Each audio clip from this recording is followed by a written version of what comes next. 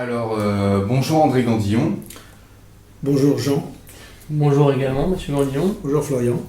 Alors, nous allons débuter ce 4e entretien de septembre-octobre pour la revue Militant, l'actualité pour tout militant nationaliste, en compagnie du rédacteur en chef qui va répondre à nos questions sur le premier dossier qui est la crise des migrants, un sujet d'actualité brûlante, sans précédent et un danger pour le monde européen. Donc je vais demander à Jean de lancer la première question. Absolument, Florian. Alors, que dire de la médiatisation de l'invasion migratoire ? Effectivement, lorsque l'on observe le fonctionnement des médias depuis le début de l'année, on se rend compte que l'actualité est avant tout dominée par cette question de ce qu'il faut appeler non pas de l'immigration, mais un phénomène d'invasion. Effectivement, lorsque les derniers chiffres dont on dispose nous disent qu'en Allemagne, il va arriver 1,5 million de personnes pour l'année 2015, on ne peut plus parler simplement d'immigration ou autre, mais c'est simplement un phénomène d'invasion. Alors, un tel phénomène, des populations normalement constituées ne peuvent pas les accepter. Il faut donc parvenir à trouver un moyen de convaincre les gens que cette immigration est bonne, qu'il faut la prendre. Et effectivement, lorsque l'on regarde les radios, qu'on écoute les radios de télévision, on vous montre toujours des images de pauvres miséreux qui débarquent sur une plage, qui sont secourus. On vous montre d'autres qui sont reflués par la mer, des cadavres, des pauvres personnes qui sont tuées, des gens dans le dénuement. Non, même un enfant. Dernièrement, on nous a montré un enfant sur une plage turque qui était mort. Alors cette photo m'a paru un peu bizarre. Écoutez, c'est vrai que le premier réflexe, quand on voit un enfant mort sur une plage, moi je sors mon appareil photo d'abord, pour commencer. Effectivement, avant de voir s'il est vraiment mort, on photographie. On photographie, effectivement. Et puis on alerte tout de suite les journalistes, parce que je pense que ce genre de photo doit très bien se vendre dans les agences de presse. Pourquoi se salir les mains ? Pourquoi se salir les mains, effectivement. Et lorsqu'on voit la photo du jeune Kurde de 4 ans sur la plage, ce qui m'a étonné, c'est qu'il n'a pas le ventre gonflé. Il regarde le visage, ce malheureux enfant, le visage sur le sable, alors qu'en général, un noyé est plutôt sur le dos. J'ai trouvé ça extrêmement curieux, mais peut-être ai-je l'esprit mal placé. Il n'y a pas de traces de recouvrement également autour sur le sable, parce que si le corps avait été projeté par les eaux, il y aurait forcément un enfoncement, etc. Il y aura un enfoncement, quelque chose, là, oui, Enfin, je fais peut-être du mauvais esprit, mais on a l'impression qu'il s'agit en grande partie d'une photo posée, d'une mise en scène. Le mort est malheureusement réel, mais la photo, à mon avis, fait l'objet d'une moi, mise en enfin, scène. je salue le travail du photographe, parce que l'angle est parfait, les contrastes, tout ça, etc. Enfin, c'est du joli travail de photographe. C'est du beau travail de photographe, ouais. Oui. Et je peux même me poser des questions concernant la réalité de la prise de vue et ces choses-là, lorsque l'on sait qu'on nous a raconté un tas d'histoires à propos des fameuses couveuses du Koweït, qui a été une affaire montée de toutes pièces. Contre Saddam Hussein, oui. Contre Saddam Hussein. Donc on peut se poser la question aujourd'hui sur cette affaire. Ce qu'il faut, c'est faire pleurer les gens, puisque aujourd'hui on ne fait plus raisonner les gens, mais on cherche à les toucher par l'affect, par l'affection, par le dolorisme, par le sensationnel. Toutes les nuances, parce que en fait, un enfant mort-né n'a pas la même valeur qu'un enfant mort-né. Les morts, mort-nés, enfin, je veux dire par là, il faut qu'il soit né pour qu'il soit mort, si je veux dire. Effectivement, on ne s'émeut pas de voir, par exemple en France, plus de 200 000 petits cadavres d'enfants retirés du ventre de leur mère, souvent dans des conditions atroces. Et là, on va s'émouvoir d'un nouveau-né ou d'un enfant de 4 ans qui est mort sur une plage. Mais il est vrai aussi que les 200 000 innocents qui sont tués chaque année dans les avortoirs sont des Français. Là, il s'agit d'un Kurde. c'est peut-être autre chose, peut-être qu'il faut voir. Peut-être qu'il a une autre valeur, oui, il a peut-être une autre supérieure. Il a peut-être une autre valeur. Et alors en début de l'année, donc on a observé que ça a commencé par Lampedusa, cette invasion, et on voit aujourd'hui que l'ouest de l'Europe ne se défend pas, tandis que l'est a plutôt tendance à résister. Oui, c'est effectivement une excellente surprise de voir que les pays qui ont supporté pendant un demi-siècle le glacis stalinien ont mieux résisté à la décérébration que les populations dites libres de l'Occident européen. Démocratique. Effectivement, lorsque l'on voit Viktor Orban, qui a le courage, si on veut dire, compte tenu de la dictature médiatique, de dire que c'est la civilisation chrétienne qui est en danger, on ne peut qu'applaudir. Lorsqu'on entend Robert Fico, le chef du gouvernement slovaque, qui dit « mais nous voulons bien accueillir des réfugiés, mais à condition que ce soit de véritables réfugiés persécutés », et nous l'avons fait d'ailleurs avec les chrétiens syriens qui sont eux-mêmes persécutés, massacrés, poursuivis, eh bien, c'est le genre de réaction qu'on aimerait avoir partout. Lorsque l'on parle de réfugiés, ce sont véritablement des gens qui sont pourchassés, des gens qui se sauvent parce qu'ils ne peuvent pas faire autre chose. Mais là, aujourd'hui, lorsque l'on voit des jeunes de 25, 30 ans qui arrivent, qui fuient des pays, mais qu'attendent-ils pour prendre les armes ? Oui, tout à fait. Et donc on s'aperçoit que cette immigration est une dominante afro-maghrébine et islamique, qui est un peu l'importation de leur guerre sur notre sol, on pourrait dire. Oui, il y avait au cours du printemps l'État islamique d'Irak qui avait lancé cet avertissement.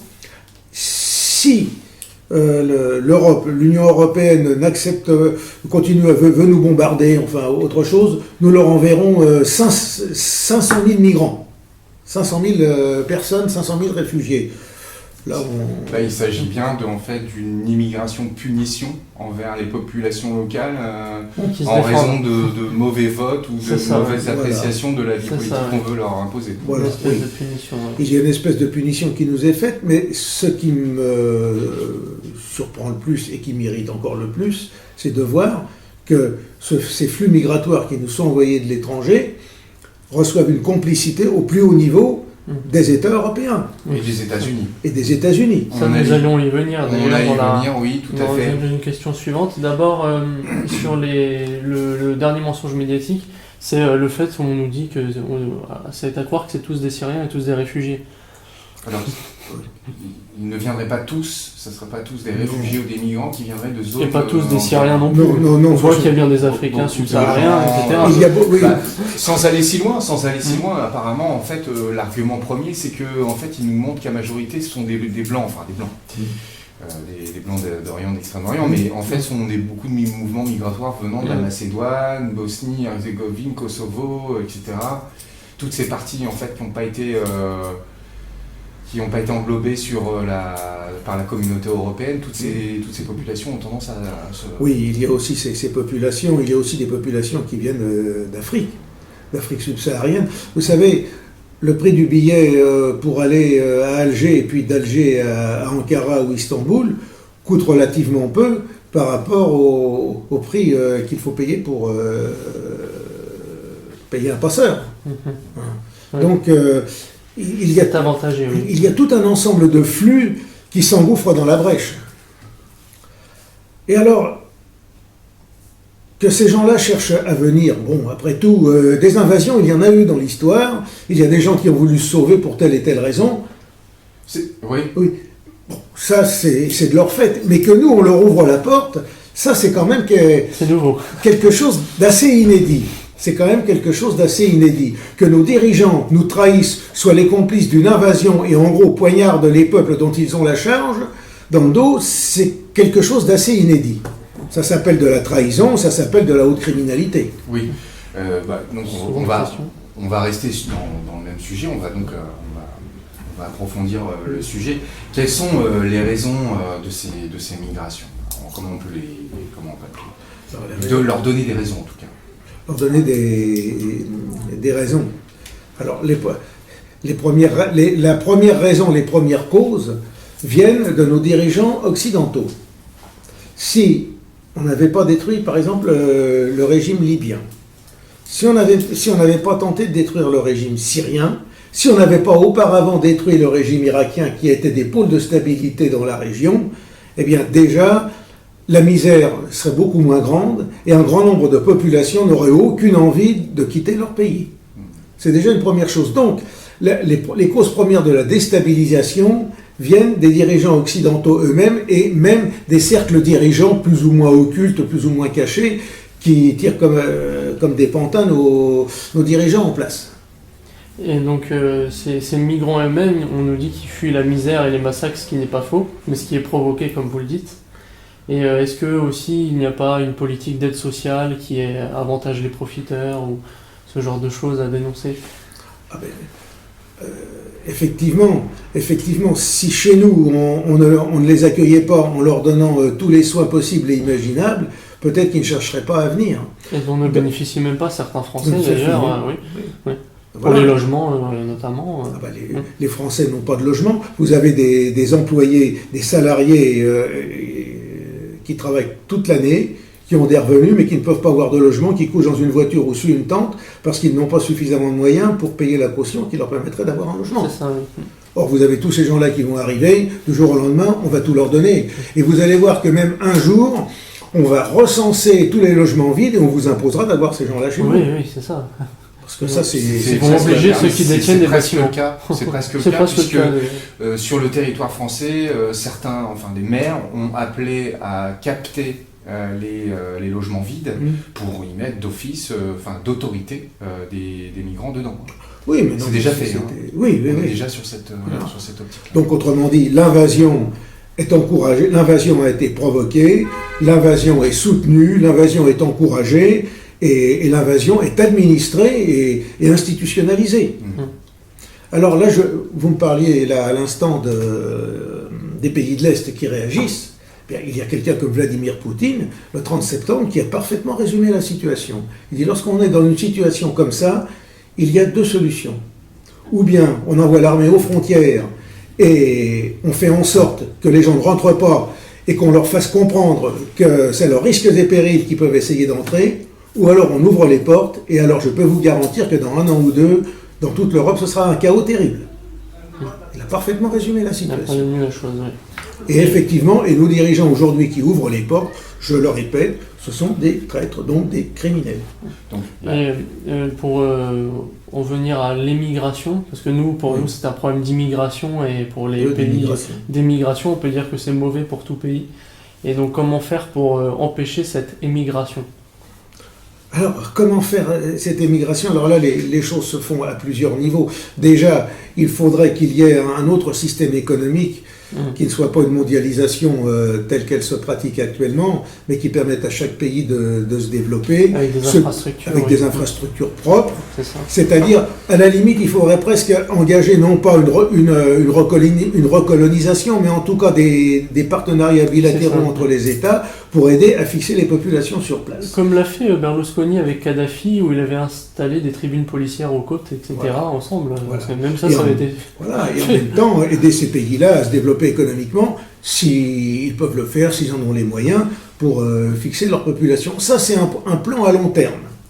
Mais à court terme, pourquoi actuellement, plutôt que d'attendre que les bateaux arrivent chez nous, on ne va pas directement, par exemple, sur les côtes libyennes ou sur les côtes turques ou ailleurs, et on les bloque directement sur place. On a les moyens, on a encore les moyens, puisqu'on a encore un peu d'armée, aussi bien là dans tous les pays d'Europe. Pourquoi cet attentisme ? Alors, on va passer à la question numéro 3. Et donc, on nage encore une fois en plein dans le sujet, puisque qui sont les véritables responsables de ces événements ? Les médias mainstream n'en parlent absolument pas, ne dénoncent pas de responsables. Vous avez un peu parlé des responsables déjà, oui. J'ai déjà abordé. Des responsables c'est parce que le sujet est vaste. Le sujet est vaste. Il y a évidemment les gérants de la République, la société française. Il y a l'Union européenne, les structures supranationales, des lobbies industriels. Antiracistes. Des lobbies industriels, des lobbies, oui. lobbies culturels et des lobbies qui arrosent très largement en fait, des associations. D'ailleurs, une qui vient très récemment, je ne sais plus comment ils s'appellent, les Out of Border, c'est ça ? Je sais plus. J'ai envie de les appeler comme ça parce que en fait, dans un groupement d'extrême gauche qui se targue de prendre la défense des immigrants et puis de leur trouver des logements, etc., une fille de leur équipe se serait fait violer. Ah, oui, et donc cette fille aurait reçu des recommandations de son groupement politique pour ne pas porter plainte. Pour ne pas dénoncer la chose. Pour ne pas porter plainte. Vous imaginez quel degré des gauchistes accueillent des migrants qui se font violenter. C'est arrivé pour quelques affaires qui ressortent de ci, de là.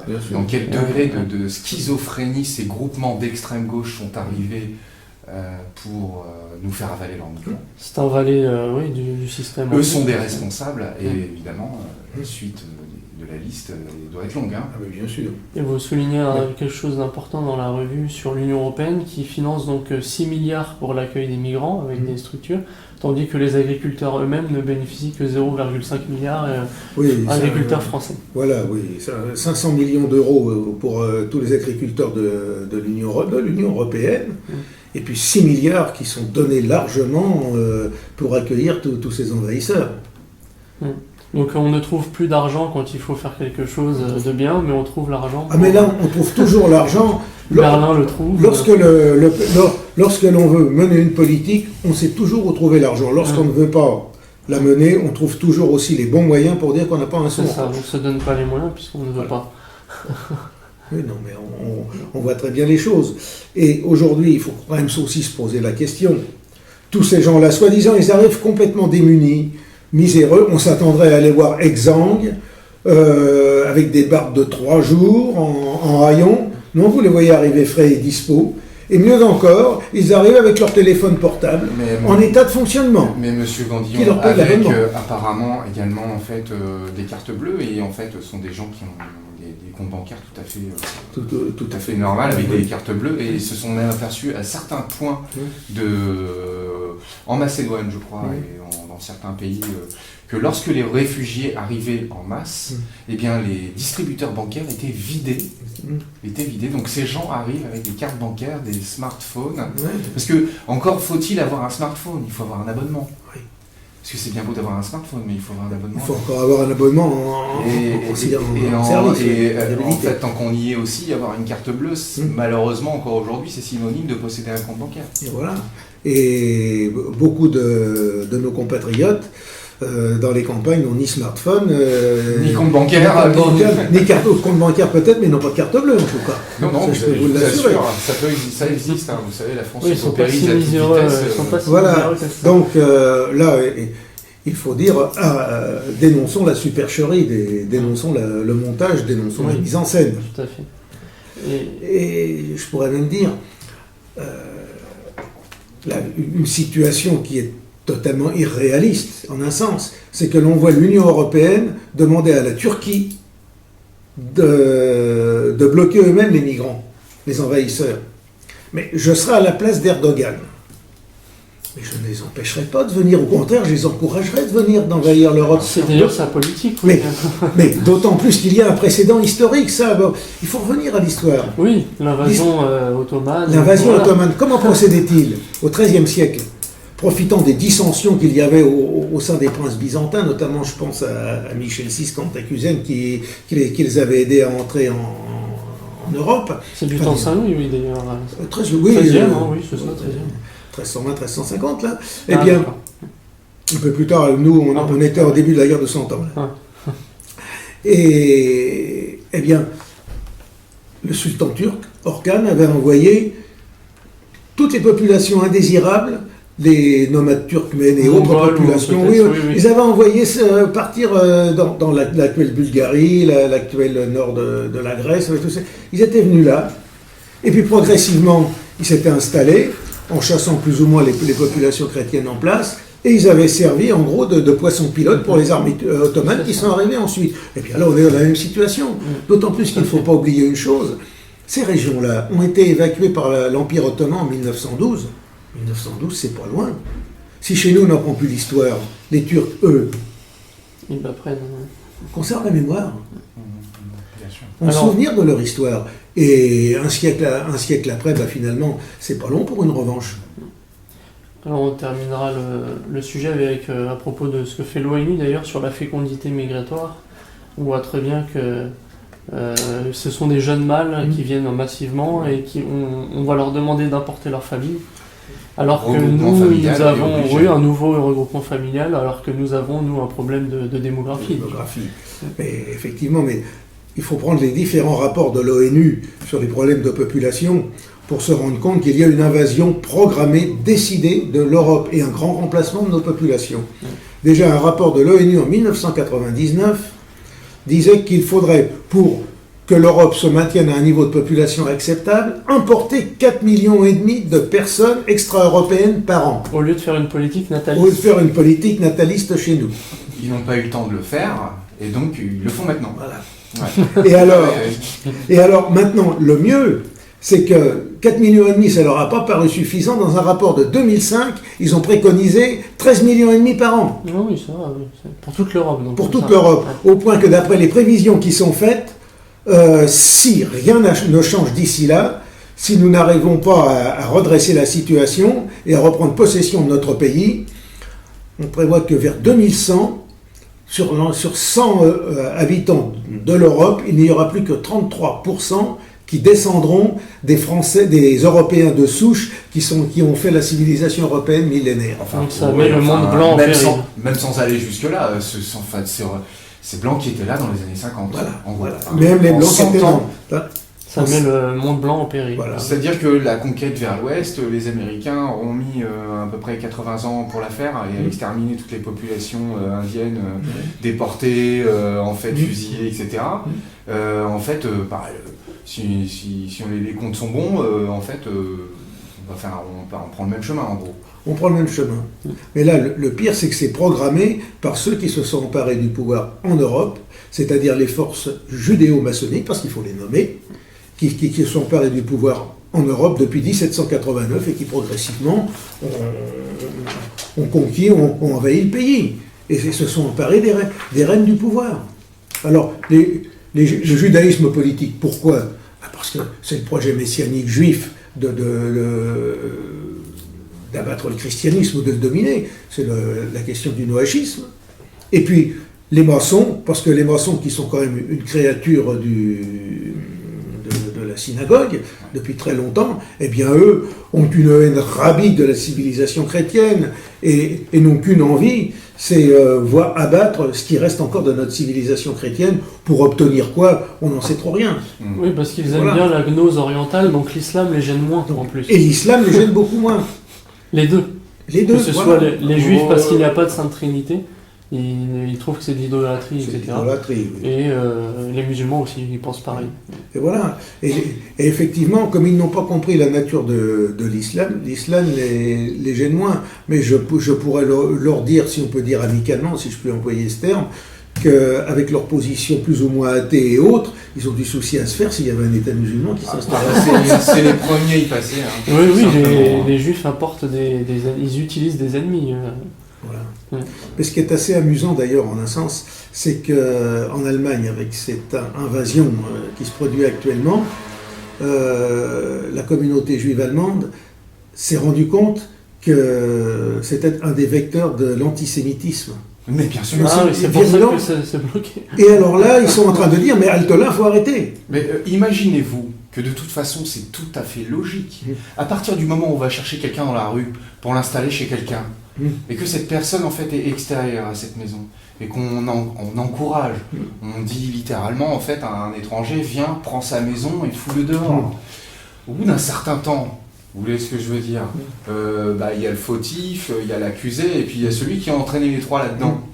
De toute façon, c'est bien celui qui a entraîné la situation qui va se finir en fait de toute façon par être regardé, par avoir à essuyer le regard de l'un ou de l'autre. Aussi bien de celui qu'on amène en fait à envahir, et aussi bien à celui qui se fait envahir. Donc, de toute façon, l'antisémitisme en fait va rester à la mode pendant pas mal de temps. J'en profite